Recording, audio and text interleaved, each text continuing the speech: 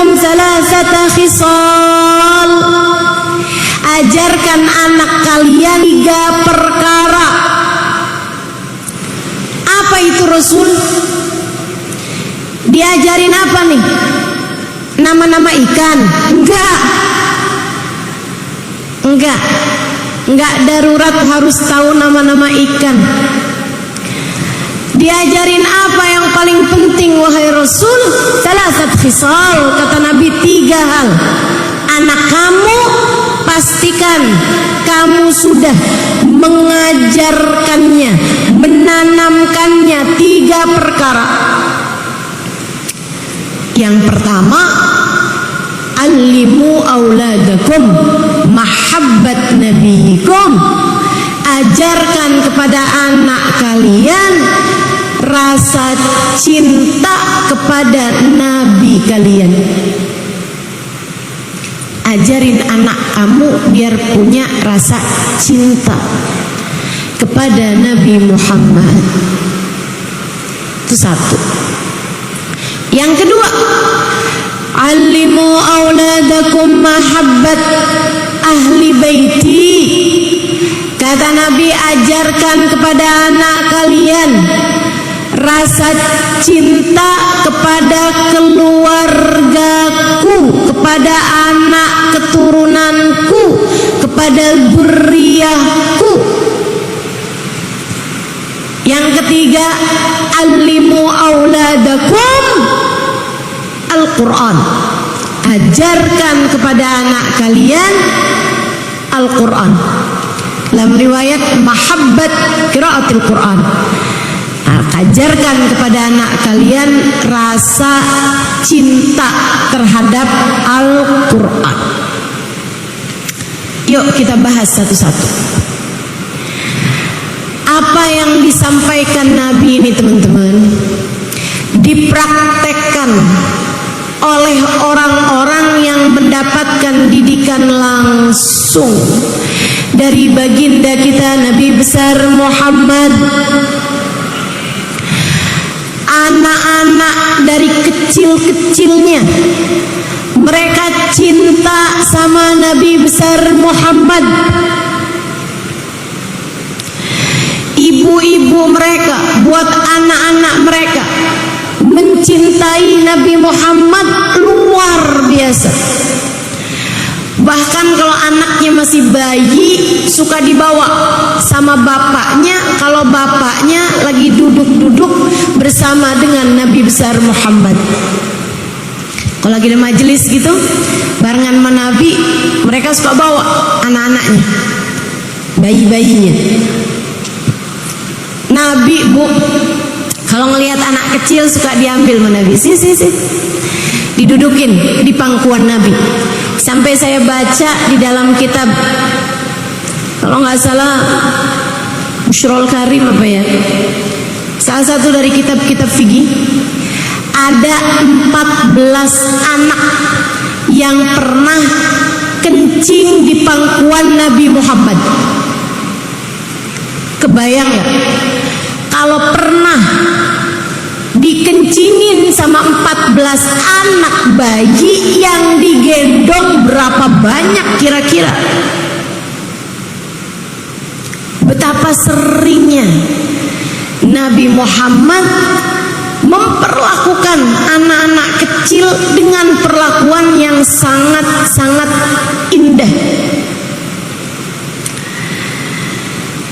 Yang bayi-bayinya digendong,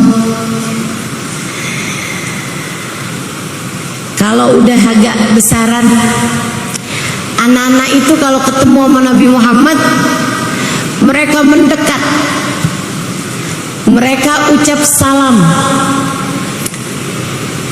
Kadang-kadang juga Nabi yang duluan ucap salam. Nabi pernah lewat di jalanan, kelihatan ada anak kecil lagi mainan air, 2 tahun 3 tahun, mainan air, ada air masukin, semburin, sembur-sembur. Nabi jalan ngeliatin nih anak kecil lagi mainan, sendirian. Kesian Nabi sama dia. Walaupun Nabi sibuk, tapi Nabi selalu menyempatkan diri untuk bermain dengan anak-anak. Ini juga satu perhatian para ibu, jangan sok sibuk sama anakmu. Udah di nak situ aja, udah kerjain aja tuh, kerjain di sini. Mama nih lagi sibuk scroll Shopee. Mau beli satu kerudung aja udah 3 hari nggak ketemu juga. Sampai keranjang belanjaannya 99 plus. Ada yang begitu di sini? Mana orangnya? Anak kamu buat mainan sendiri, kadang sibuk dengan gadgetnya. Biar gak ngerepotin orang tuanya, kamu kasih tab, kamu kasih handphone, kamu setelkan televisi. Nggak gitu caranya muslimah, nggak gitu caranya mukminah. Anakmu amanat dari Allah Subhanahu wa taala untuk kamu perlakukan dengan seindah-indahnya. Nabi kurang sibuk apa teman-teman? Tapi ngelihat anak mainan sendirian, Nabi gak sampai hati. Nabi ikut main bersama dengannya. Nah, kamu sibuk apa sih? Ayolah, Ustazah, saya sibuk mempersiapkan masa depan anak-anak saya. Saya harus kerja, Ustazah, persiapkan sekolahnya, biaya kehidupannya.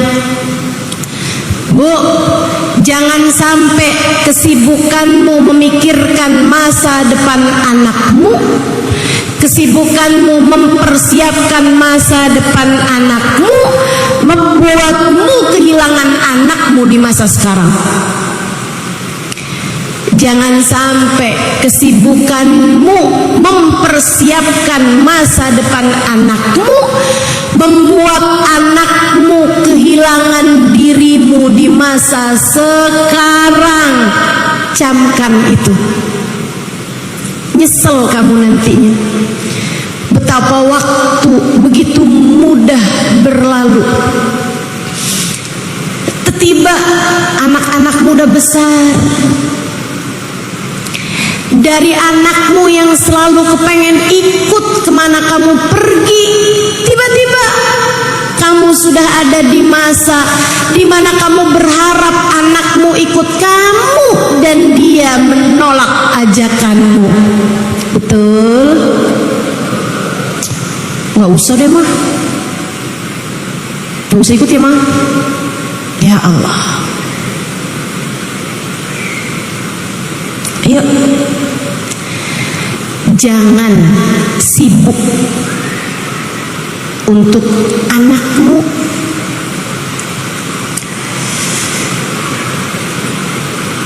Luangkan waktu, luangkan cinta, luangkan rasa. Biar anak kamu ngerasa kamu menyayanginya. Saya pernah sering ditanya, Ustazah, apa kewajiban orang tua? Satu kalimat, Ustazah. Emang orang-orang kan kadang nanya itu pakai jadi PR gitu. Ustazah, satu kata untuk orang tua. Kenapa harus satu kata? Ustazah, satu kalimat. Kewajiban orang tua. Hanya boleh satu kalimat nih. Baik.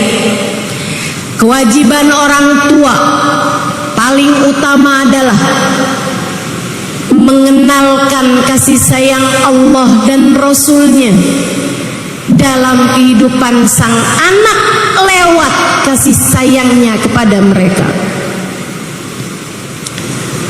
dia sayangi anaknya, sampai ketika anak sudah tahu dan merasakan kasih sayang tersebut, dia bisa bilang, "Nak, mama sayang sama kamu, tapi kamu harus tahu sayangnya Allah kepadamu lebih daripada sayangnya mama sama kamu.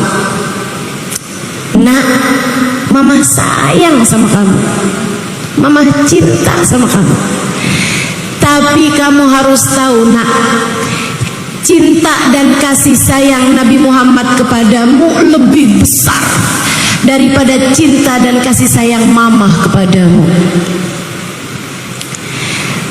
Tapi kalau anak nggak dikasih kasih sayang, bagaimana bisa kamu mengatakan hal semacam itu? Nah, mama sayang sama kamu, kasih sayang Allah lebih besar daripada kasih sayang mama sama kamu. Allah suka marah-marah mah. Allah suka ngomel ya mah.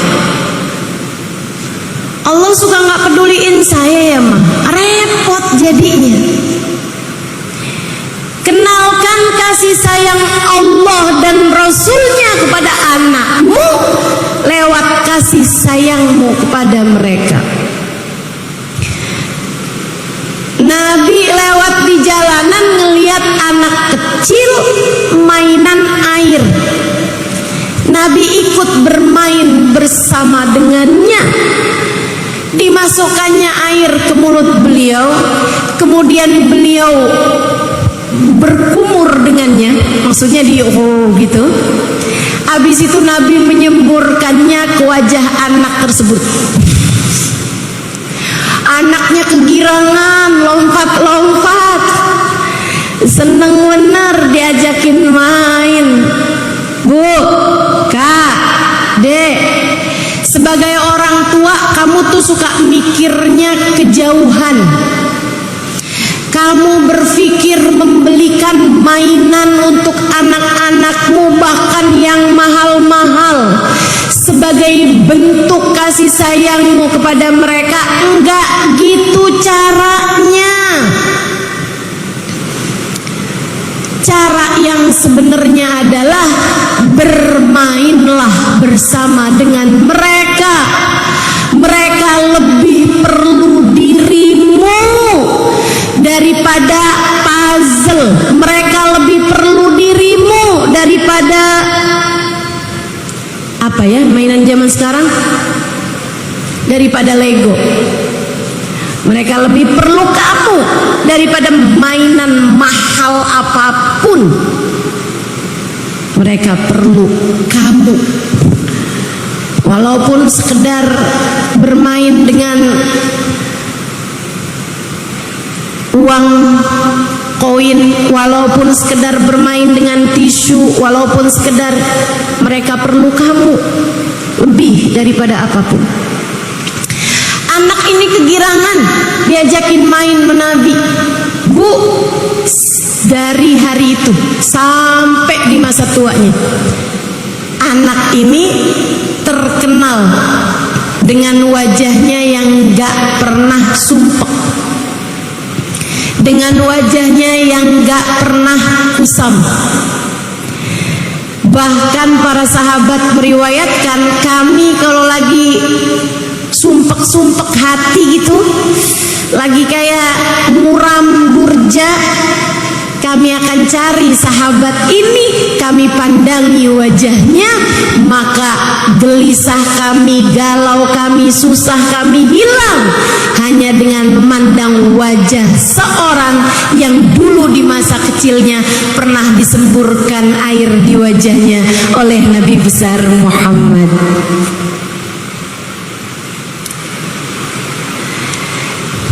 Tak ada hal indah yang dapat kamu berikan kepada anakmu selain kenangan manis.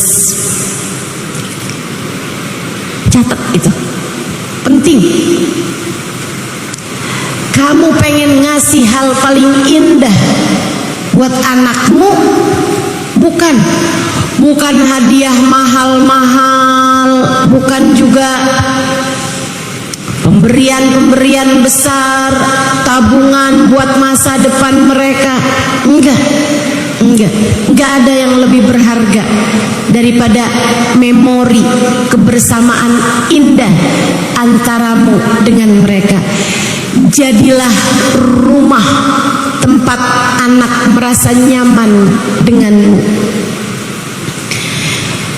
Ibu-ibu, teman-teman sekalian yang saya muliakan, kita lihat lagi perlakuan Nabi Muhammad kepada anak-anak, biar kita bisa contoh untuk kita praktekkan kepada anak kita dan kita praktekkan kepada anak-anak yang lain. Bukankah Nabi Muhammad adalah suri tauladan bagi kita semuanya? Nabi pernah lewat di jalanan, kelihatan ada seorang anak kecil, poninya lucu sekali. Nabi gemes bermain-main dengan poni anak ini. Kemudian Nabi Muhammad menyebulnya. Apa nih bahasanya ya? Disebul. Tahu ya? Iya, ditiup. Ditiup, maaf ya, saya orang Jawa. Ditiup-tiup sama Nabi poninya tersebut. Berterbangan poninya, ditiupin sama Nabi Muhammad sallallahu alaihi wasallam. Niupnya tapi kayak ada ludah-ludahnya gitu. Ibu-ibu sekalian, sejak hari itu sampai di masa tuanya, anak ini dikenal dengan anak yang selalu ada aroma wangi di ubun-ubunnya.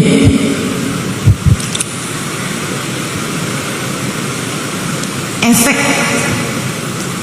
dari Nabi Muhammad bermain-main dengannya. Ibu-ibu sekalian, Nabi Muhammad satu hari di hari raya, ini anak agak gedean, nah kita agak naik nih ya. Satu hari di hari raya, Nabi Muhammad melihat anak-anak kecil sedang bermain-main. Nabi sengaja berjalan-jalan di hari raya tersebut. Habis selesai sholat id, Nabi Muhammad lihat anak kecil pada pakai baju baru, pada main-main. Nabi deketin mereka, kemudian ucap salam. Assalamualaikum warahmatullahi wabarakatuh. Waalaikumsalam warahmatullahi wabarakatuh ya Rasulullah. Udah girang, senang semuanya. Baik semuanya, baik, alhamdulillah Rasul. Salaman sama Nabi Muhammad. Habis itu Nabi tinggalkan mereka. Kelihatan ada seorang anak kecil, umurnya seumuran mereka juga, kayak 7 tahun, 8 tahun gitu, ada di samping tembok rumah orang, ngeliatin, ngintip-ngintip anak yang lagi pada main itu. Nabi mendekatinya, kemudian berkata, "Nak, yang lain lagi pada main, kamu kenapa nggak bermain bersama mereka?" Dia dengan tanpa memandang wajah Nabi, dia main-mainin kukunya yang terlihat ujungnya hitam, kakinya tidak beralas, bajunya udah nggak jelas warnanya, kelihatan udah nggak mandi berapa hari nih anak. Ditanya sama Nabi, "Nak, kok nggak ikutan main sama yang lain?" Anak tersebut menjawab, "Apaan? Mereka punya orang tua ngurusin mereka." Nabi menunduk hingga sejajar sama anak tersebut. Ini juga nih cara berkomunikasi. Bu, kamu kalau ngelihat anak kamu sedih, kamu posisinya mata kamu harus lebih rendah daripada mata anak kamu. Kalau kamu kepengen dia mengungkapkan perasaannya, kesedihannya, emosinya, kemarahannya, jangan kamu minta dia untuk memandang padamu. Jangan kamu bilang,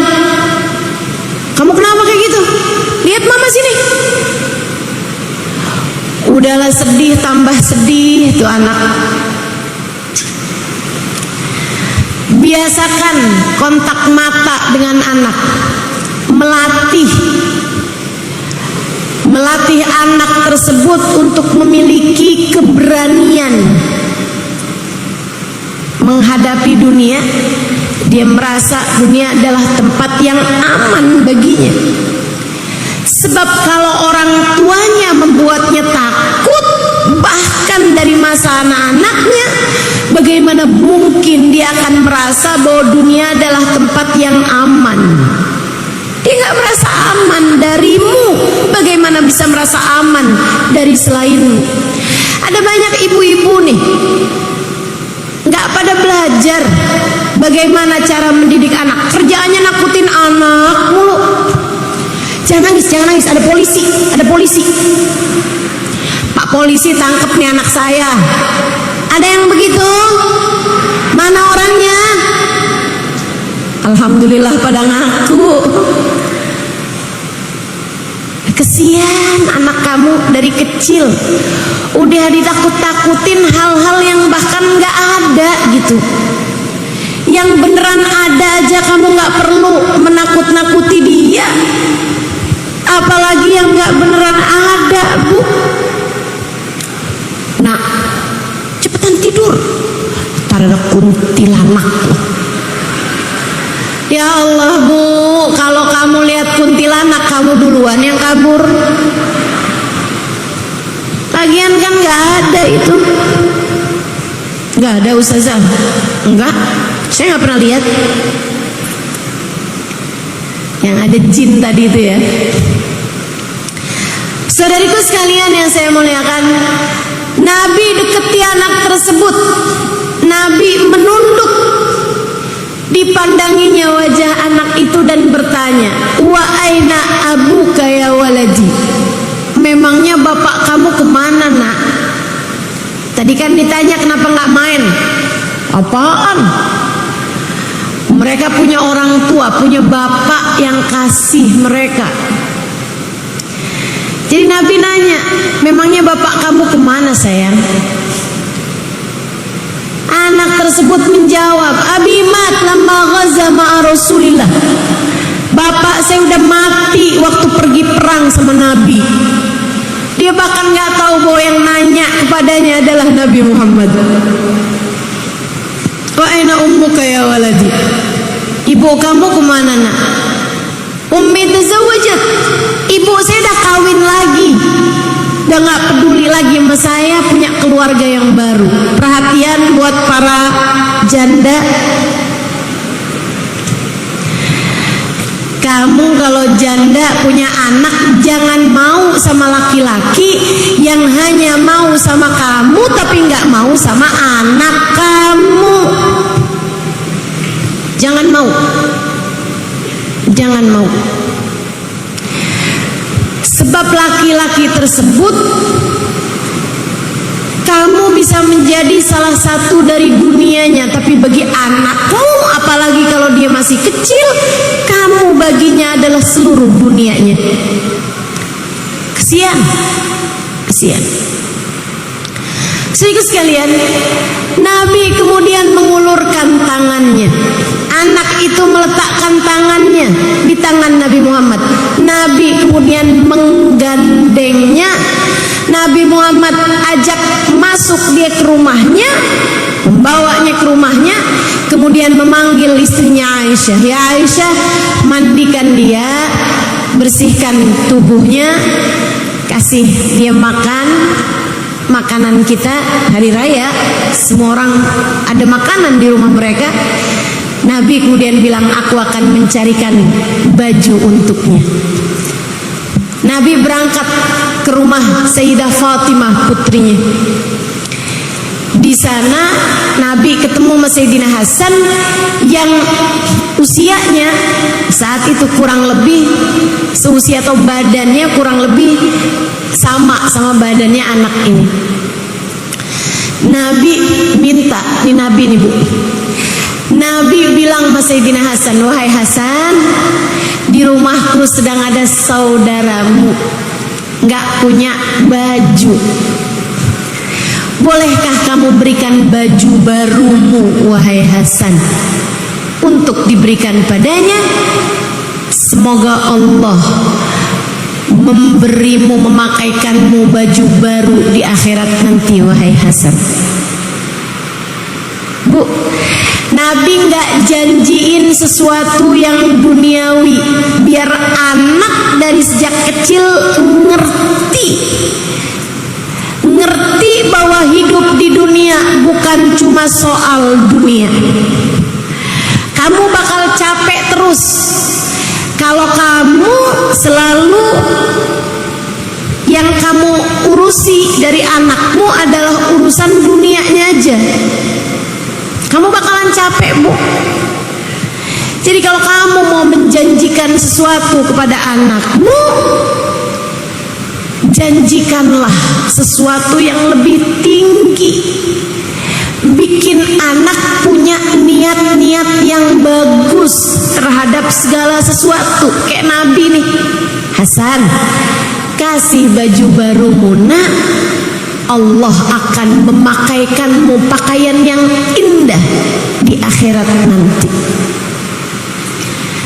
Sayyidina Hasan yang memang sudah dibentuk ibunya, ayahnya, kakeknya, dia pun segera mengeluarkan ganti baju barunya, dikasihkan kepada Nabi Muhammad. Dia pakai baju yang lama, kemudian baju baru tersebut dibawa sama Nabi Muhammad ke rumah beliau. Kita kan kalau urusan nabung-nabung selalu aja urusannya sama dunia. Kalau urusan kebaikan kita selalu aja bilang sama anak kita tuh urusan dunia. Nah, kalau kamu belajar, kamu nanti pinter lulus sekolah, hasilnya bagus, mama akan kasih kamu hadiah. Selalu aja urusan-urusannya itu yang duniawi. Siapa di antara kita yang menjanjikan kepada mereka sesuatu yang ukhrawi?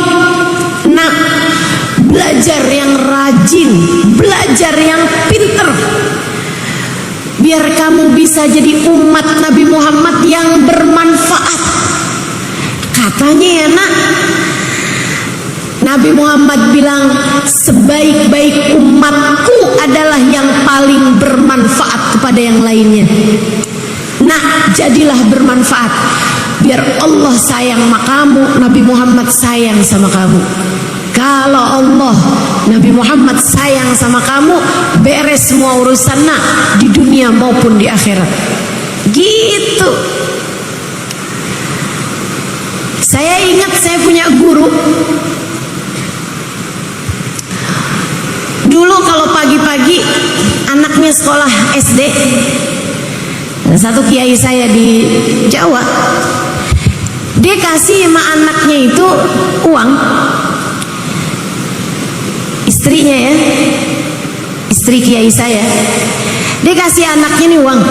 Terus dia bilang, nak, yang ini nih nak ya, buat kamu jajan. Yang ini buat kamu tabung dari mama, buat jadi tabungan mama, tabungan kamu juga. Ini kamu tabung ya nak ya. Maksudnya gimana mah? Kasihin sama temen kamu yang gak punya. Kasihin sama kalau kamu ketemu pengemis di jalanan, kalau kamu ketemu orang susah di jalanan, kasih ini nak, uang yang ini biar jadi tabungan kita berdua ya nak ya. Semoga di hari akhirat nanti Allah selamatkan kita.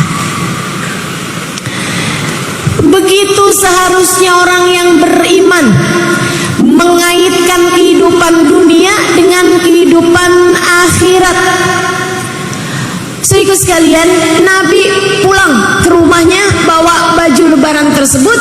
Sampai di rumah Sayyidah Aisyah udah selesai memandikan anak ini, disabunin, dikeramasin, habis itu dipotongin kuku-kukunya, habis itu disuapin makanan, Habis selesai, Nabi Muhammad datang, bawa pakaian tersebut dipakaikan kepadanya pas muat.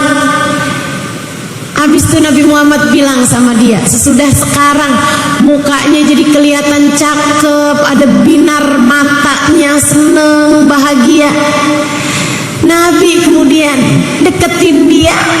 Nabi Muhammad pandang matanya kemudian berkata, "Nak, mulai hari ini jangan sedih lagi ya nak ya. Bu, bukankah kamu lebih sering berkata kepada anakmu, jangan nakal? Bukankah kamu lebih sering mengancam anakmu, awas ya kalau jajan sembarangan? Pernahkah kamu duduk berdua dengan anakmu dan berkata, nak, jangan sedih lagi mulai hari ini."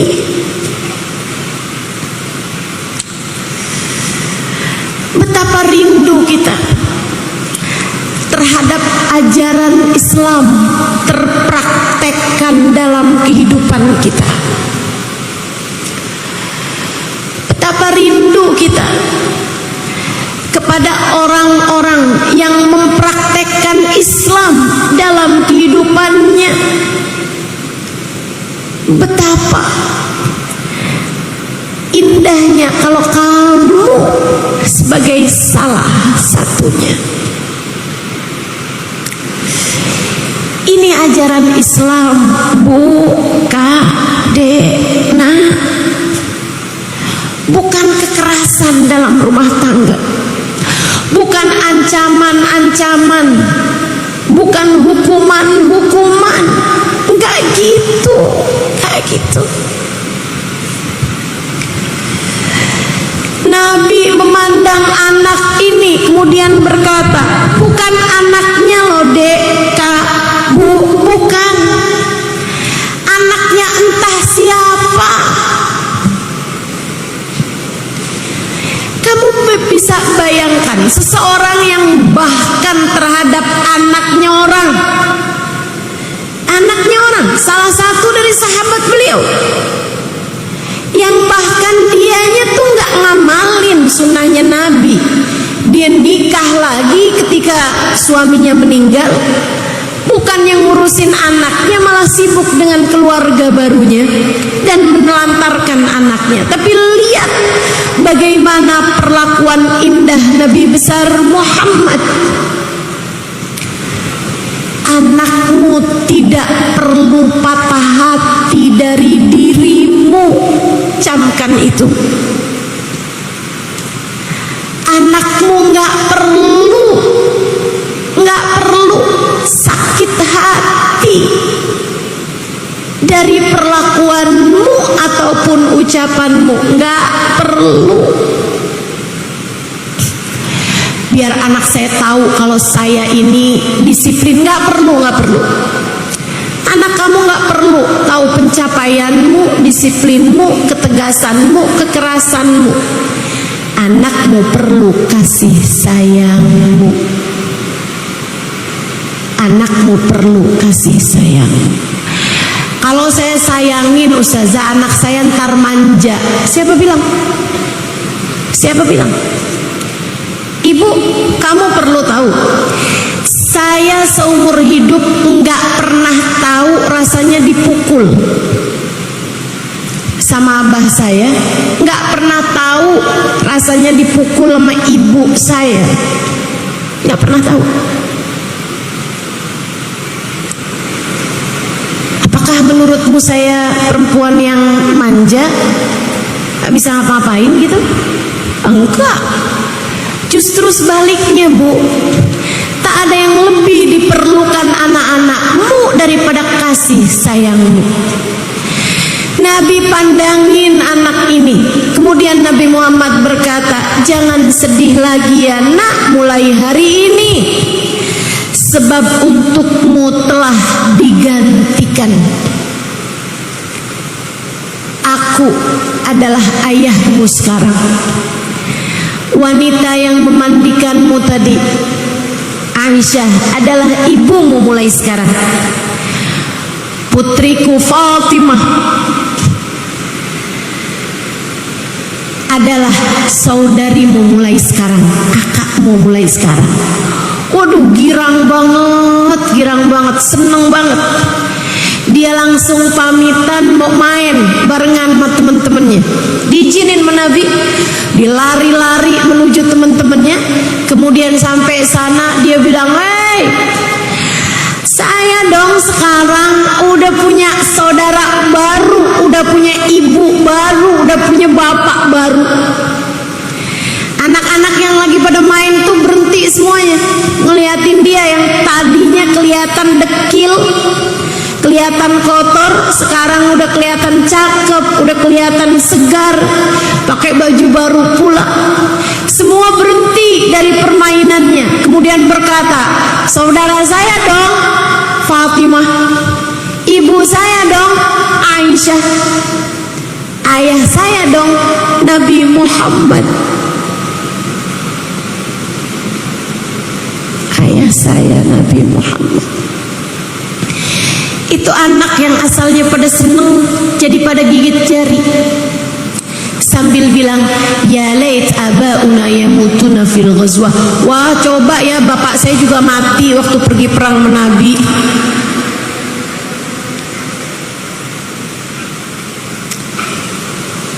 Keindahan perilaku orang tua kepada anak dicontohkan oleh baginda kita Nabi besar Muhammad. Saudariku sekalian yang saya muliakan, bahkan Nabi itu kalau ada sahabatnya yang meninggal dunia di medan perang dan sahabat tersebut punya anak-anak kecil atau remaja, belum menikah gitu maksudnya, Nabi akan mengambil tugas penting berupa menyampaikan kabar duka kepada keluarga. Dan itu ibu-ibu sekalian bukan main-main. Tugas menyampaikan duka kepada keluarga bukan main-main. Jangan salah-salah. Jangan salah-salah. Karena kalau salah-salah tuh traumanya, kesedihannya bisa panjang. Kita tuh bahkan disuruh ketika menyampaikan kabar duka tuh ada ilmunya. Jangan menyampaikan kabar duka di saat orang tersebut lagi lapar. Kalau kamu tahu dia mungkin sedang lapar, sebelum kamu sampaikan kabar duka, kasih makan dulu. Sampai dikasih ajaran dalam Islam. Kenapa? Orang bu kalau habis dengar kabar duka lupa melapar, bisa-bisa nggak makan-makan, yang akhirnya bisa-bisa pingsan, sakit, bahaya keadaannya. Menyampaikan kabar duka ini bisa jadi salah satu cara biar orang menerima kabar dukanya nggak jadi hantaman tapi sentuhan. Sebaiknya kalau kamu menyampaikan kabar duka, sekalian siapkan bahu dan pelukan untuk menenangkan. Dan itu yang dilakukan baginda kita Nabi besar Muhammad. Ibu-ibu sekalian, waktu perang Mu'tah, Nabi Muhammad datang ke rumah Sayyidina Ja'far bin Abi Thalib, saudara sepupu beliau, abangnya Sayyidina Ali bin Abi Thalib. Sayyidina Ja'far lagi punya anak kecil-kecil banyak bu, dengan istrinya Asma binti Umais. Nabi datang ke rumahnya, kemudian disambut sama Asma. Ketika Asma datang menemui Nabi, keluar pula lah anak-anaknya. Sesudah anak-anaknya kumpul semuanya, Sayyidah Asma nanya, binti Umais ya, bukan binti Abu Bakar. Karena Sayyidah Asma binti Abu Bakar kawinnya sama Sayyidina Zubair ibn al-Awwam. Yang ini Asma binti Umais kawin sama Sayyidina Ja'far bin Abi Thalib. Ya Rasulullah, kau datang ke rumah kami menyampaikan berita apa wahai Rasul? Nabi Muhammad menjawab, aku ingin menyampaikan kepadamu kabar tentang Ja'far bin Abi Thalib. Asma karena sudah dewasa dilihatin wajah Nabi, kemudian berkata, adakah dia tak akan kembali lagi wahai Rasul? Nabi Muhammad mengangguk. Asma segera menutup mulutnya, kemudian masuk ke dalam rumahnya karena dia pengen nangis kan, dan dia nggak mau tangisannya sampai mengganggu Nabi Muhammad SAW. Dia masuk ke dalam kamarnya, tinggal anak-anaknya. Nabi Muhammad kemudian segera mendekati mereka dan memeluk semuanya. Nabi Muhammad memeluk semuanya, kemudian berkata, nah, mulai hari ini aku menjadi ayahmu, menjadi ayah kalian. Tiap kali kalian rindu kepada ayah kalian, datanglah ke rumahku. Rumahku selalu terbuka untuk kalian. Setiap kali kalian pengen deket sama ayah kalian, mau apapun aja itu, datanglah kepadaku. Aku akan siap untuk kalian semuanya. Ayah kalian sudah berpulang kepada Allah. Anaknya nangis, tapi nangisnya di pelukan Nabi Muhammad. Dan betapa indahnya sebuah musibah yang digantikan dengan sebuah kenyamanan yang jauh lebih indah.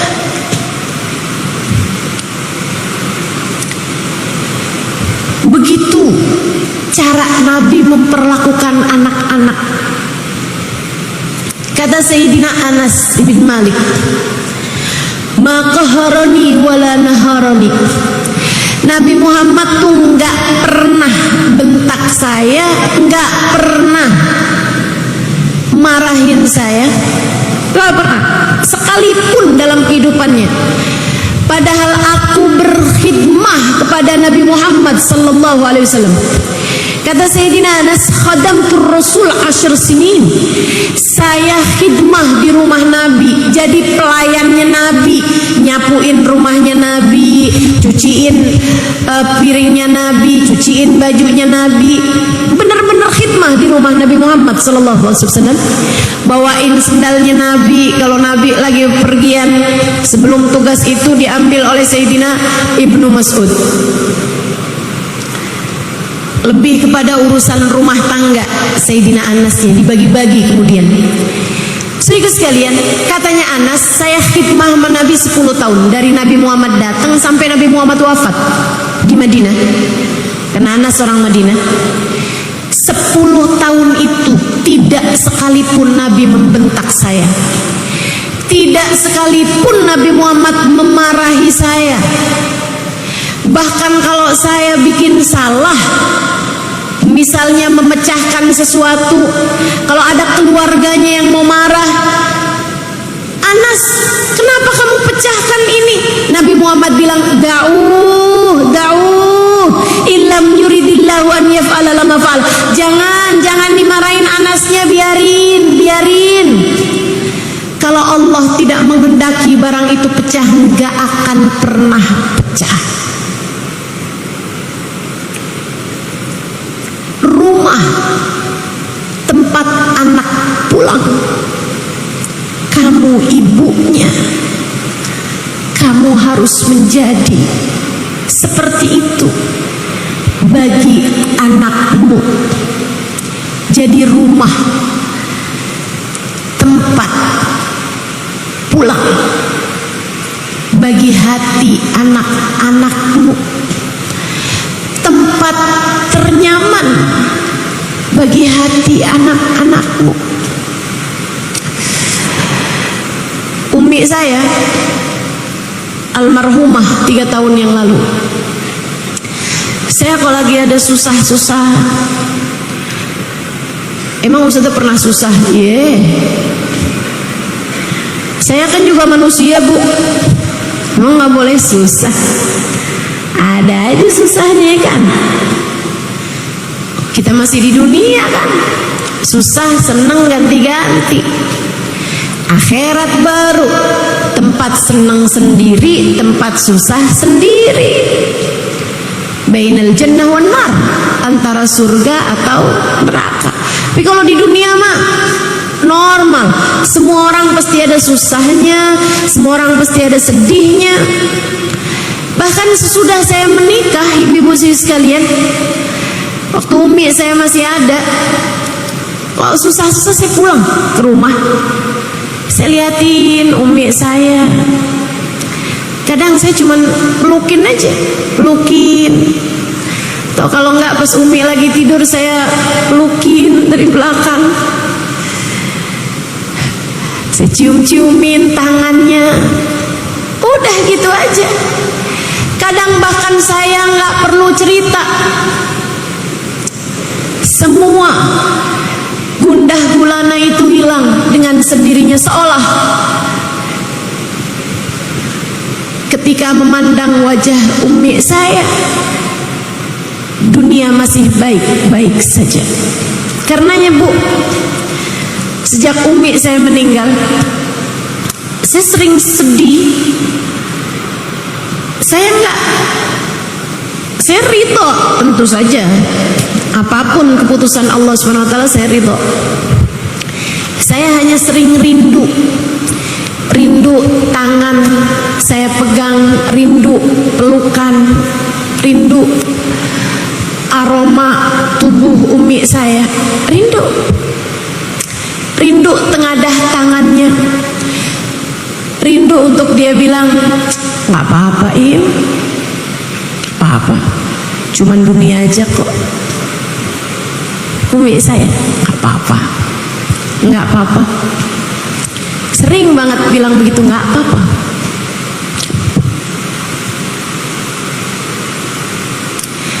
Nggak apa-apa Nok, cuman manusia kok gitu, nggak apa-apa.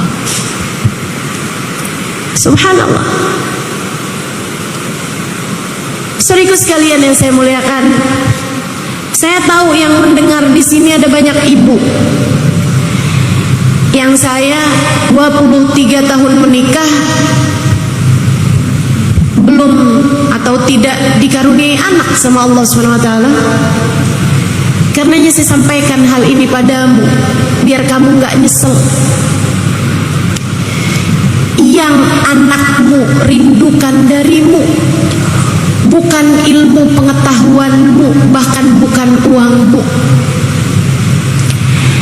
bukan pemberian mahalmu, bukan. Yang anak rindukan darimu adalah kenyamanan saat anak bersama denganmu, pelukan hangat, dekapan, ucapan menenangkannya. Nggak apa-apa nak, nggak apa-apa, ini cuma dunia. Nggak apa-apa nak, nggak apa-apa, dia cuma seorang manusia. Kamu boleh sedih, galau, kalau orang itu adalah Nabi Muhammad. Sebab Nabi Muhammad manusia, tapi tidak selayaknya manusia. Ia adalah batu permata di antara kerikil-kerikil.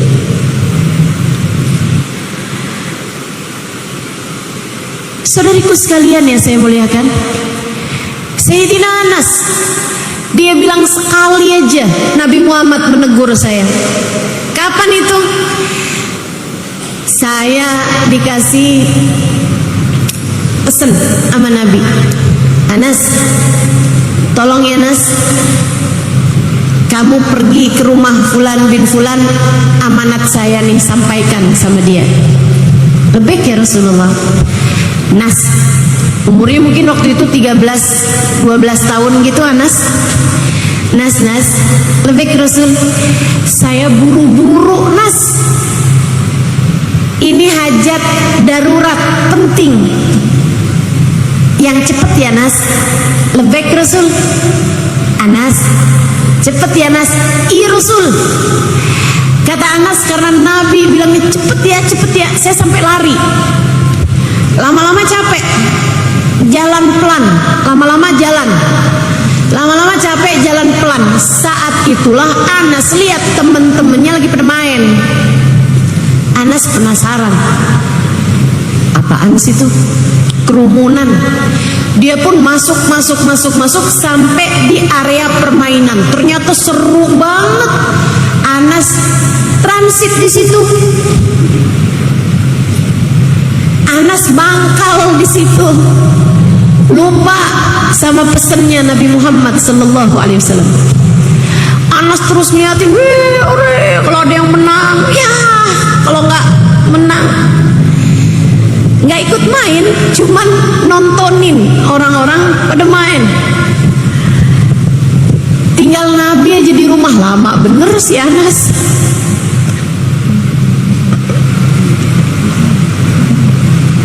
Katanya Anas, saya masih terus main dengan khusyuk main ya, ketika saya merasakan ada tangan harum yang menutupi mata saya. Seraya berkata, Ainal wasiya Anas, Ainal wasiya Anas. Mana yang saya pesenin tadi Nas? Mana yang saya pesenin tadi Nas? Dia bilang, saat itulah saya ingat pesannya Nabi Muhammad tadi. Saya pun berbalik dan saya dapati Nabi Muhammad tersenyum. Saya bilang, sekarang ya Rasulullah. Saya kemudian kabur dari situ. Tuh cara Nabi Muhammad menegur, indah. Nggak ada kata-kata kasar, apalagi kata-kata kotor. Bu, nggak gitu caranya, nggak gitu caranya. Kalau bahkan kepada anak yang seharusnya kamu menjadi juara dalam menyayanginya, kamu lontarkan kata-kata kasar, bahkan kata-kata kotor. Bagaimana caramu menunjukkan kasih sayang kepada selain dia? Kalau bukan dari kamu, ibunya yang seharusnya jadi juara nomor 1 dalam menyayangi dia, dari siapa lagi kamu pikir anakmu bisa mendapatkan kasih sayang? Kamu pikir siapa yang bisa nyayangin anakmu selain kamu? Pak Camat, siapa yang kamu harap nyayangin anak kamu kalau bukan kamu? Kalau kamunya kasar, kamunya berkata kotor, kamunya keras kepada dia, kamu pukul dia, kamu jewer, kamu hardik dia, kamu kata-katain dia, kamu permalukan dia di hadapan teman-temannya, dari siapa lagi anakmu akan merasakan kasih sayang, Bu? Saya harap kamu sungguh-sungguh mendengarkan ucapan saya. Nabi sudah mencontohkannya kepada kita. Nabi sudah mencontohkannya kepada kita. Jika bukan kita yang melakukannya, siapa lagi? Bukankah kita adalah umatnya? Bukankah kita adalah umatnya? cerita terakhir, Nabi Muhammad lewat di jalanan. Ustaz, kok sering banget ya Nabi Muhammad lewat di jalanan? Iya, kan di sekitar jalanan kan ada anak-anak begini begitu, segala macam. Nabi lewat di jalanan, ketika beliau melihat ada seorang anak kecil lagi mainan burung. Nabi deketin dia, disapa sama Nabi. Assalamualaikum. Waalaikumsalam warahmatullahi wabarakatuh ya Rasulullah. Lagi apa kamu nak? Rasul, suara burung saya cakep banget dah Rasul. Sini deh Rasul. Dilihatin Rasul. Suaranya cakep banget kan Rasul? Ini main-mainan mak burungnya. Burungnya bersenandung, berkicau. Burungnya berkicau. Kata Nabi, nak, kamu tahu nggak? Burung itu nggak lagi berkicau. Terus lagi apa Rasul? Lagi berzikir, nak. Nabi kemudian membawakan ayat Quran, tidak ada sesuatu di atas muka bumi ini, tidak di bumi ataupun di langit, kecuali semua bertasbih kepada Allah Subhanahu wa taala. Walakin la tafqahuna tasbihahum, hanya saja kalian yang tidak memahami suara tasbihnya. Oh gitu Rasul. Jadi ini burung saya bukan berkicau tapi lagi berzikir ya Rasul. Iya nak. Makasih Rasul. Nabi jalan. Cukup besar anaknya, kayak di atas 12 tahunan gitu, di atas itu. Sedikit sekalian yang saya muliakan, sampai satu hari burung ini mati. Burungnya ini mati. Sebelum itu si anak ini, karena memang Nabi Muhammad perlakuannya begitu indah kepada dia jatuh hati sama Nabi Muhammad, mengidolakan Nabi Muhammad. Kalau Nabi Muhammad lagi sholat jamaah, dia selalu ada. Kalau Nabi Muhammad lagi apa-apa, dia selalu ada. Anak belia ini, anak tanggung ini ya. Sampai Nabi itu setiap kali ngelihat dia, Nabi Muhammad bilang gini, ya Zuhair, mada fa'alan Nugair. Hai, nak, apa yang sedang dikerjakan burung kecilmu itu? Lagi berzikir Rasul, burung saya lagi zikir. Senang girang gitu. Satu hari burungnya mati. Sedih bener. Tapi orang di sekelilingnya kan gak ada yang ngerasain kesedihannya. Lah timbang burung doang segitunya. Bu, anakmu ketika ada beban-beban dalam kehidupannya, kamu jangan pernah mikir bahwa segitu aja loh kamu mikirinnya sampai kayak begitu. Saya kesian, ada banyak anak-anak yang bahkan terganggu sekolahnya, yang bahkan terganggu kehidupannya hanya karena mendapatkan bulian dari teman-temannya yang dia tidak bisa menceritakan kepada orang tuanya. Kenapa? Karena setiap kali dia bercerita apapun kepada ibunya, ibunya cuma bilang, alah cuma segitu aja. Ibunya meletakkan dirinya dalam posisi anaknya. Bu, ujian aja disesuaikan sama level sekolah. Allah tuh kasih ujian juga kayak begitu sama anak-anak kita juga. Ujian buat anak kamu terasa ringan bagi kamu, ya kamu udah emak-emak. Tapi buat anakmu ujian itu terasa berat bagi dia. Gak ditemenin sama seorang anak yang populer di sekolah, bisa jadi hantaman keras. Dikatain sama temen yang ada di depannya, bisa jadi hantaman keras bagi dia. Direbut bolpennya, direbut alat tulisnya, bisa jadi itu adalah ujian yang sangat besar bagi dia. serta menanggungnya seharusnya. Datanglah dalam kehidupan anak-anakmu. Kamu selalu dikasih sinyal kok sama Allah. Bu, kamu seharusnya jadi orang yang paling mengerti anakmu. Kamu seharusnya jadi orang tua yang paling mengerti anakmu. Kalau ngelihat anak begini begitu, coba cari tahu kenapa. Cari tahu. Buat anakmu menceritakan dan hilangkan penghakiman. Jangan juga semua isinya perintah. Kadang anak tidak sedang ingin diperintah, ia hanya ingin didengar. Pinjamkan dua telingamu setiap kali anakmu bercerita. Itu salah satu dari tugas utama menjadi orang tua. Saya sering ditanya, Ustazah, gimana caranya jadi pembicara yang bagus? Saya bilang kamu akan jadi pembicara yang bagus kalau kamu terlatih mendengar.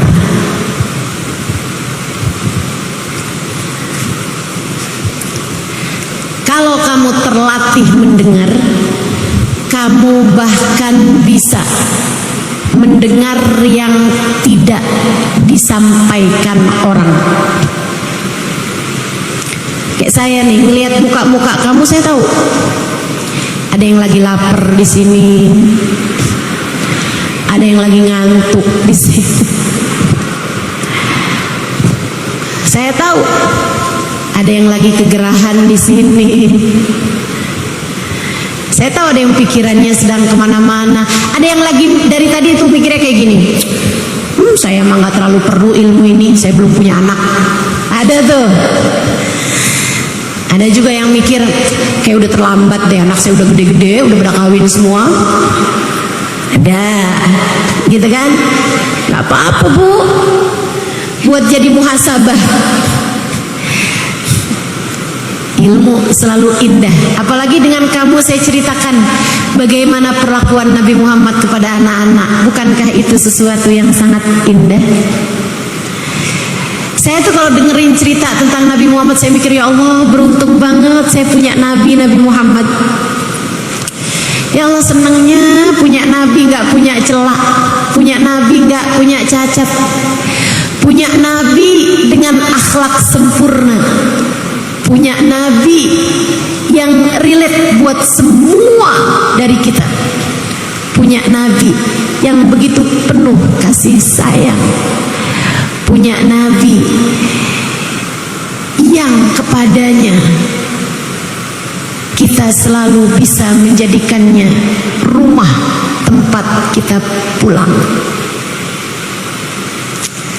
tempat ternyaman.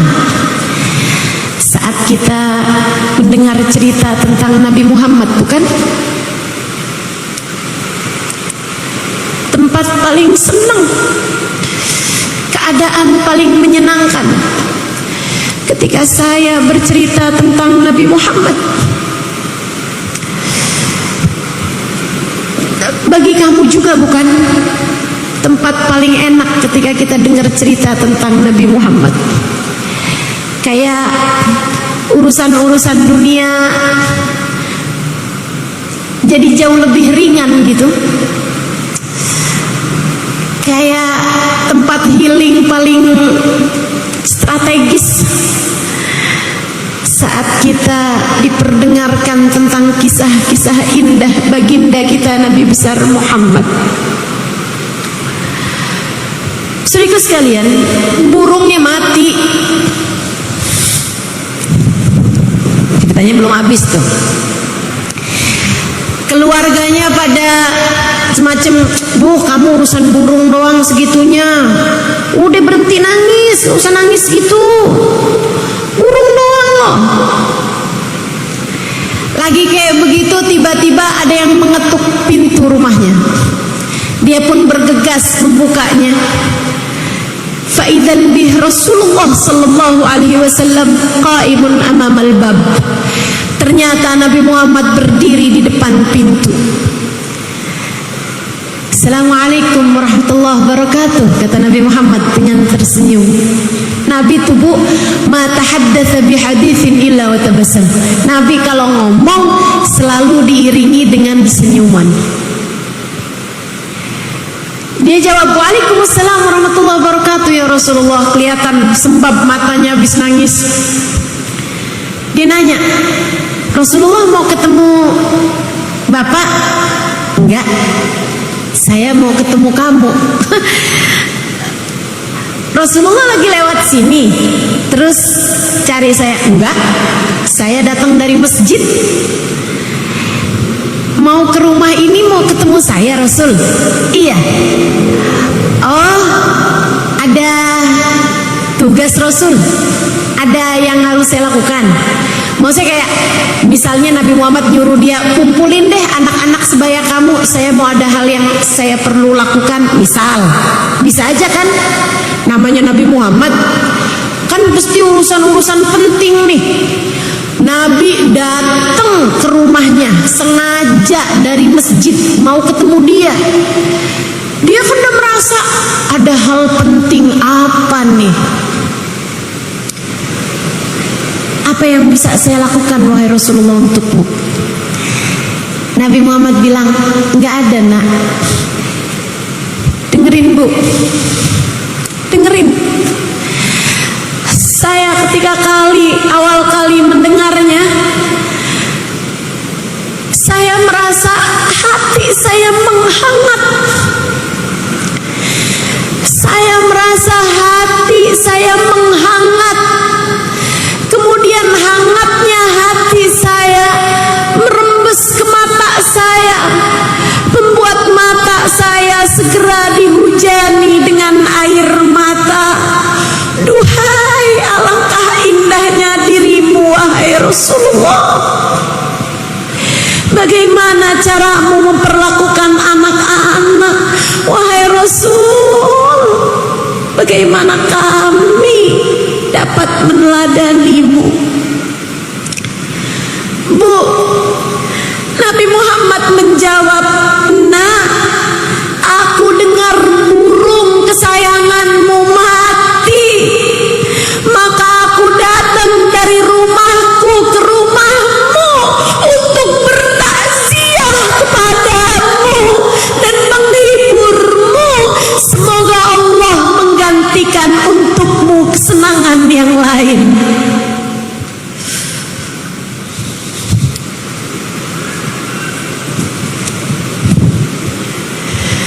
Bayangkan indahnya hati seseorang yang ketika mendengar umatnya yang kecil kematian burungnya, dia datang dari rumahnya menuju rumah anak kecil tersebut untuk bertakziah kepadanya.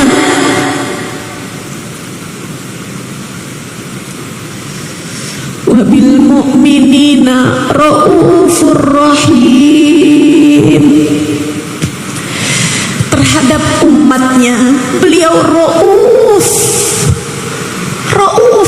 nggak tegaan. Rauf, kata orang Jawa, emanan, sayang gitu, mau orang sayang gitu. Rauf, rahim, penuh sayang, penuh cinta. Bagindamu Nabi Muhammad sallallahu alaihi wasallam. Yuk, kita akhiri majelis kita ini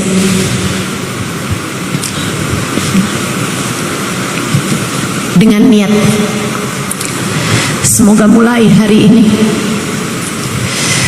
biarkan keluarga kita merasakan lebih kasih sayang dari kita. Insya mulai hari ini biar Nabi Muhammad jadi teladan kita dalam membesarkan anak-anak kita, dalam menyayangi keluarga kita. Mulai hari ini kita berniat semoga menjadi rumah ternyaman buat orang-orang yang kita sayang. Mulai hari ini kita berniat semoga jadi umat Nabi Muhammad yang bisa menebarkan kasih sayang kepada semua orang-orang yang ada di sekeliling kita. Ala hadhihi niyat wa bi kulli niyatin salihah jami'ah syamilah ila hadratin Nabi Muhammad sallallahu alaihi wa ala alihi wasallam. Al-Fatihah. Bismillahirrahmanirrahim. Alhamdulillahirabbil alamin. Ar-Rahmanir-Rahim. Maliki yaumiddin.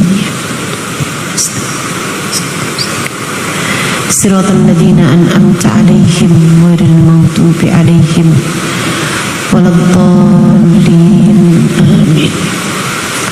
Allahumma bihaqqil Fatihah birmatil Fatihah barakatil Fatihah taftah lana abwabal khair tu'amilana muamalat ahlal khair takfina min jamil fitan wal mihan bu'us wa dhair innaka wali kulli khair mutafaddil bi kulli khair birahmatika ya arhamar rahimin. Ya Allah, telah kami dengar bagaimana perlakuan Nabi Muhammad kepada anak-anak. Ya Allah, jangan jadikan jatah saya hanya sekedar menceritakannya, dan jangan jadikan jatah saudari-saudari saya yang ada di tempat ini ataupun yang mendengarkan kajian ini hanya sekedar mendengarkannya. Ya Allah, mampukan kami mengamalkannya. Ya Allah, mampukan kami mengamalkannya. Ya Allah, menjadi rumah paling nyaman bagi semua orang-orang yang kami sayang.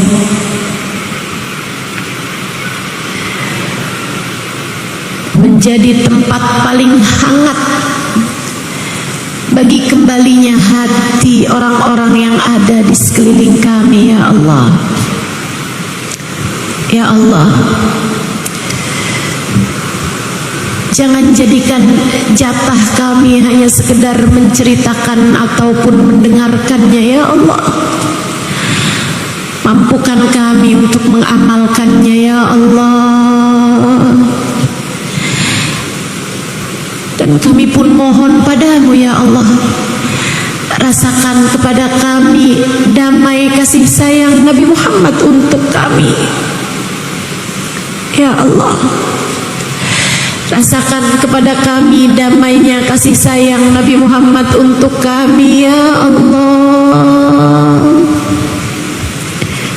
ya Allah, bukankah Nabi Muhammad selain Nabi dari para sahabat-sahabatnya adalah Nabi kami juga? Maka bukankah sebagaimana Nabi Muhammad selalu menjadi rumah paling nyaman bagi seluruh sahabat-sahabatnya, bahkan yang paling kecil-kecil di antara mereka? Ya Allah, jadikanlah pula Nabi Muhammad rumah paling nyaman bagi kami. Ya Allah, kembalikan kami kepada Nabi Muhammad. Biarkan hati kami merasakan kasih sayangnya. Ya Allah, biarkan hati kami merasakan sejuk hangat pelukannya. Ya Allah, biarkan hati kami merasakan damai cintanya untuk kami. Ya Allah,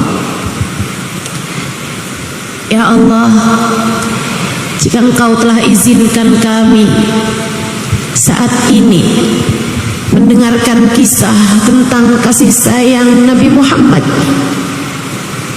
ya Allah, jika hari ini lisan saya Kau izinkan menceritakan tentang sedikit kasih sayang Nabi Muhammad kepada anak-anak kecil,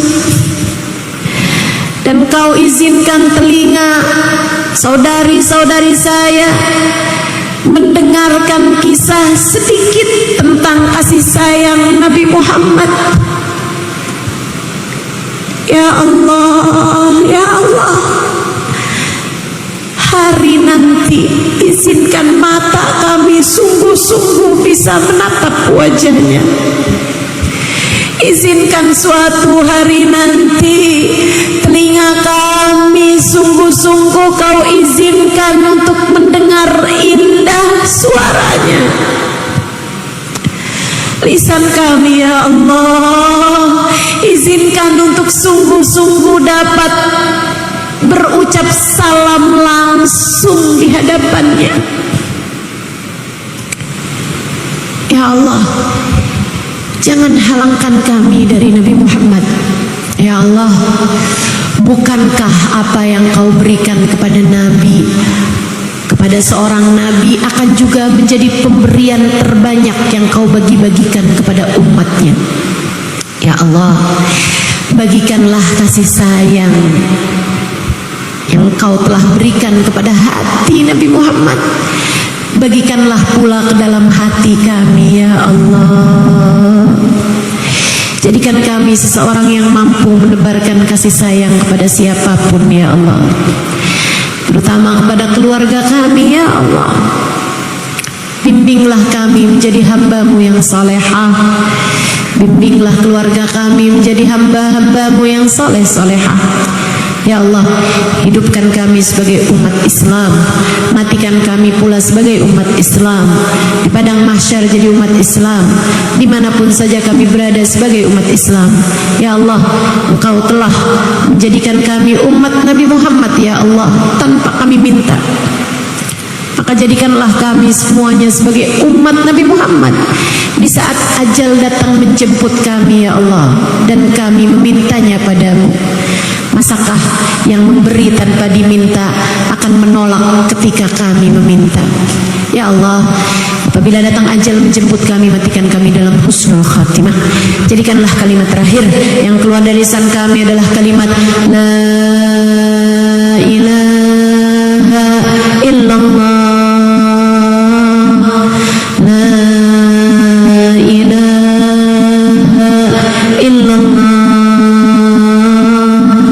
La ilaha illallah, Muhammadur Rasulullah sallallahu alaihi wasallam. Alaiha nahya wa alaiha namut wa alaiha nub'atu insyaallah ta'ala minal aminin alladzina la khaufun alaihim wa lahum yahzanun birahmatika ya arhamar rahimin bijudika ya ajwadal ajwadin innahu waliyyu dzalika wal qadir alaih. Ya Allah, berkahilah semua yang hadir. Yang sakit-sakit di antara kami sehatkanlah ya Allah. Yang sedang sulit di antara kami mudahkanlah ya Allah. Yang sedang sempit di antara kami lapangkanlah ya Allah. Hajat-hajat kami semuanya kabulkanlah ya Allah. Berkat baginda kami Nabi besar Muhammad sallallahu alaihi wasallam. Wa sallallahu ala sayyidina Muhammadin wa ala alihi wa sahbihi wasallam. Fadli subhana rabbika rabbil izzati amma yasifun wa salamun alal mursalin walhamdulillahi rabbil alamin. Taqabbalallahu minna wa minkum.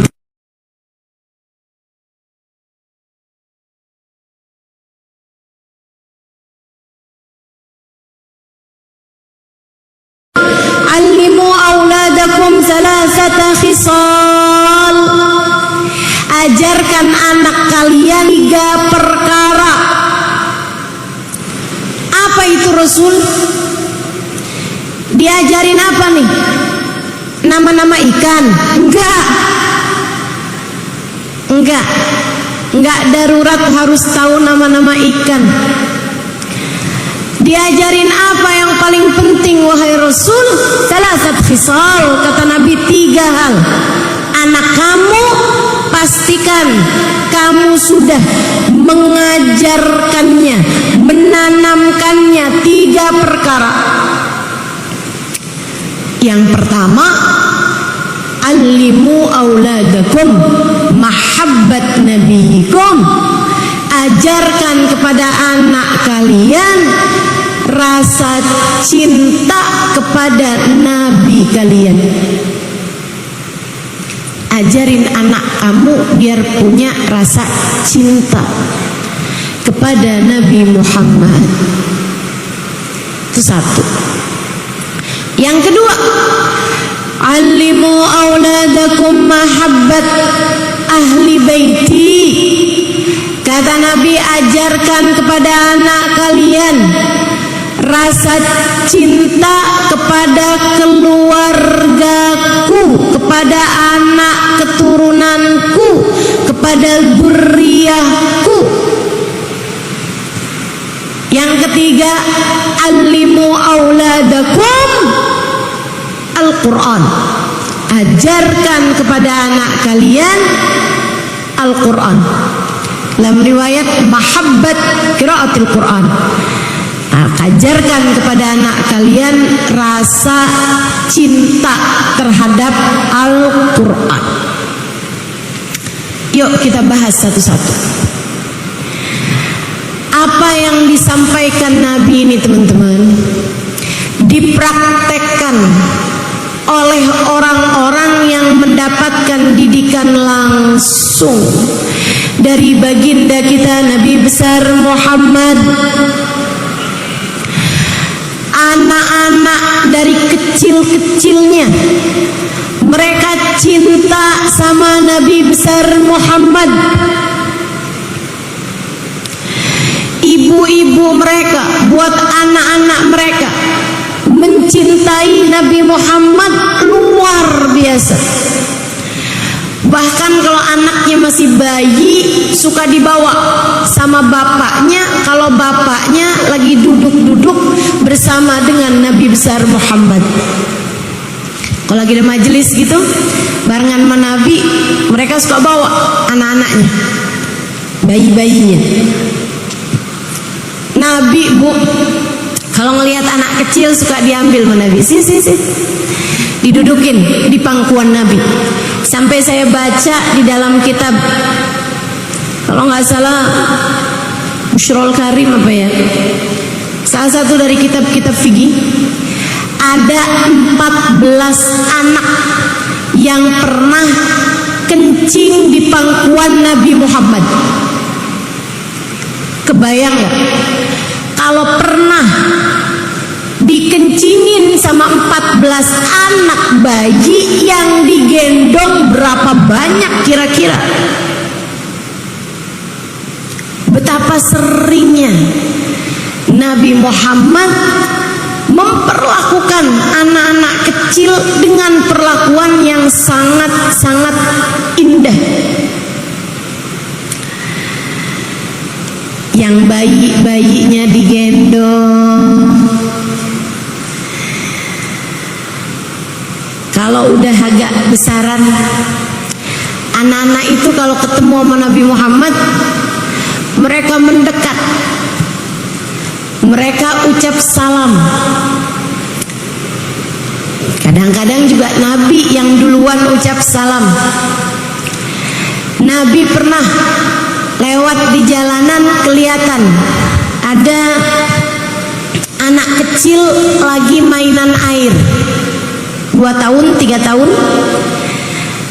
mainan air, ada air masukin, semburin, sembur-sembur. Nabi jalan ngeliatin nih anak kecil lagi mainan sendirian, kesian Nabi sama dia. Walaupun Nabi sibuk, tapi Nabi selalu menyempatkan diri untuk bermain dengan anak-anak. Ini juga satu perhatian para ibu, jangan sok sibuk sama anakmu. Udah di situ aja, udah kerjain aja tuh, kerjain di sini. Mama nih lagi sibuk scroll Shopee. Mau beli 1 kerudung aja udah 3 hari nggak ketemu juga. Sampai keranjang belanjaannya 99 plus. Ada yang begitu di sini? Mana orangnya? Anak kamu buat mainan sendiri, kadang sibuk dengan gadgetnya. Biar nggak ngerepotin orang tuanya, kamu kasih tab, kamu kasih handphone, kamu setelkan televisi. Nggak gitu caranya muslimah, nggak gitu caranya mukminah. Anakmu amanat dari Allah Subhanahu wa taala untuk kamu perlakukan dengan seindah-indahnya.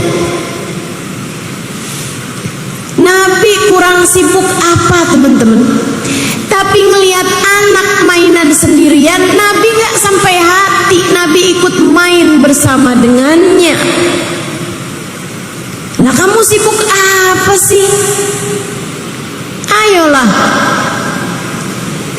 Ustaz, alimu auladakum salasata khisal.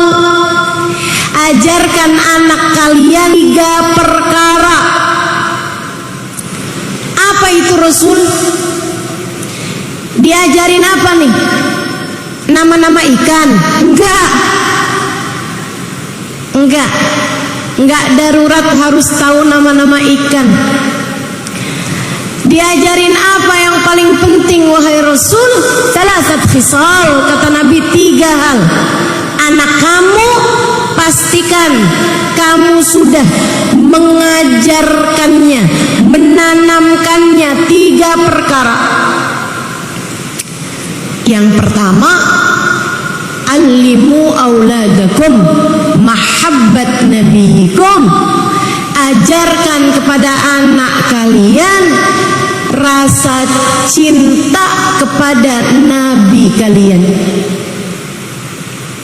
Ajarin anak kamu biar punya rasa cinta kepada Nabi Muhammad. Itu 1. Yang kedua, alimu auladakum mahabbat ahli baiti. Kata Nabi, ajarkan kepada anak kalian rasa cinta kepada keluargaku, kepada anak keturunanku, kepada dzurriyyahku. Yang ketiga, alimu auladakum Al-Quran. Ajarkan kepada anak kalian Al-Quran. Dalam riwayat mahabbat qiraatil Quran. Ajarkan kepada anak kalian rasa cinta terhadap Al-Quran. Yuk kita bahas satu-satu. Apa yang disampaikan Nabi ini teman-teman dipraktekkan oleh orang-orang yang mendapatkan didikan langsung dari baginda kita Nabi besar Muhammad. Anak-anak dari kecil-kecilnya mereka cinta sama Nabi besar Muhammad. Ibu-ibu mereka buat anak-anak mereka mencintai Nabi Muhammad luar biasa. Bahkan kalau anaknya masih bayi suka dibawa sama bapaknya, kalau bapaknya lagi duduk-duduk bersama dengan Nabi besar Muhammad. Kalau lagi ada majelis gitu barengan sama Nabi, mereka suka bawa anak-anaknya, bayi-bayinya. Nabi, Bu, kalau ngelihat anak kecil suka diambil sama Nabi, sini, didudukin di pangkuan Nabi.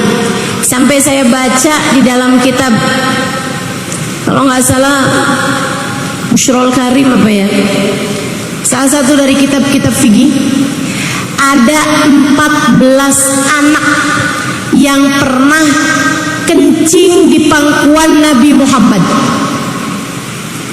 Kebayang nggak? Kalau pernah dikencingin sama 14 anak bayi yang digendong, berapa banyak kira-kira? Betapa seringnya Nabi Muhammad memperlakukan anak-anak kecil dengan perlakuan yang sangat-sangat indah. Yang bayi-bayinya digendong, kalau udah agak besaran, anak-anak itu kalau ketemu sama Nabi Muhammad, mereka mendekat, mereka ucap salam. Kadang-kadang juga Nabi yang duluan ucap salam. Nabi pernah lewat di jalanan, kelihatan ada anak kecil lagi mainan air, 2 tahun 3 tahun, mainan air, ada air masukin semburin, sembur-sembur. Nabi jalan ngeliatin nih anak kecil lagi mainan sendirian, kesian Nabi sama dia. Walaupun Nabi sibuk, tapi Nabi selalu menyempatkan diri untuk bermain dengan anak-anak. Ini juga satu perhatian para ibu, jangan sok sibuk sama anakmu. Udah deh nak, situ aja, udah kerjain aja tuh, kerjain di sini. Mama nih lagi sibuk scroll Shopee. Mau beli 1 kerudung aja udah 3 hari nggak ketemu juga. Sampai keranjang belanjaannya 99 plus. Ada yang begitu di sini? Mana orangnya?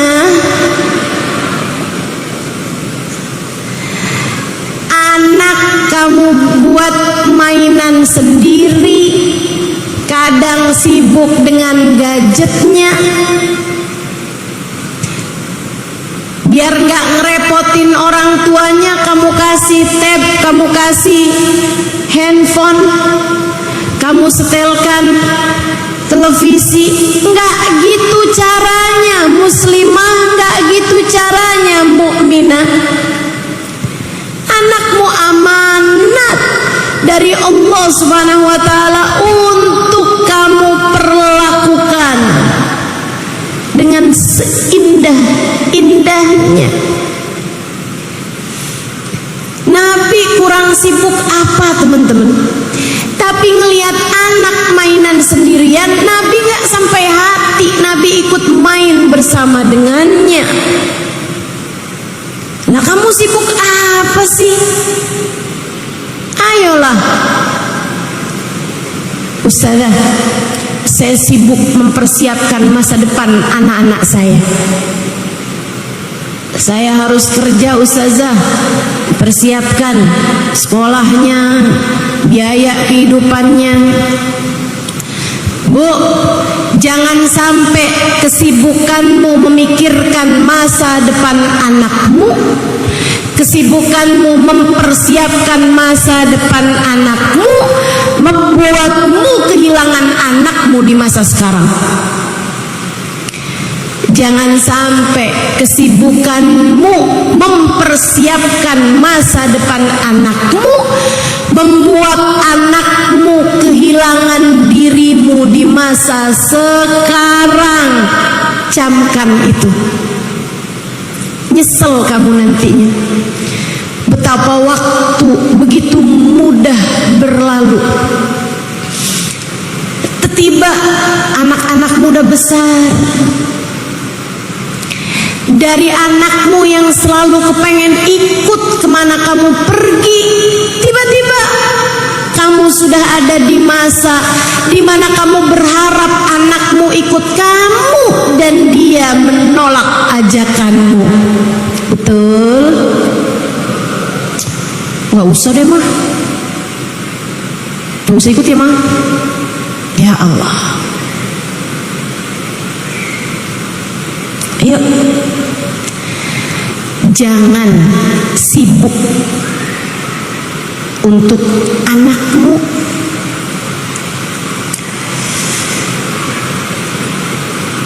Luangkan waktu, luangkan cinta, luangkan rasa, biar anak kamu ngerasa kamu menyayanginya. Saya pernah sering ditanya, Ustazah, apa kewajiban orang tua? Satu kalimat, Ustazah. Emang orang-orang kan kadang nanya itu pakai jadi PR gitu.